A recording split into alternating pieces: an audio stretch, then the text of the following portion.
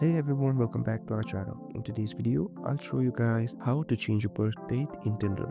So if you accidentally made yourself 10 years younger or older on Tinder, it's a big mistake which can affect your matchmaking algorithm. So in order to change that, you guys must have tried going to your profile section, scrolling down, but there is no option in order to change your birth date. In settings, there are many options, but none of them actually works.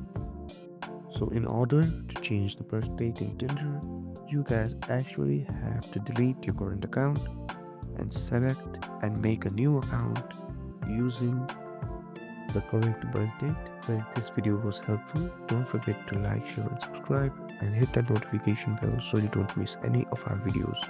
Thank you so much for watching and I'll see you guys next time.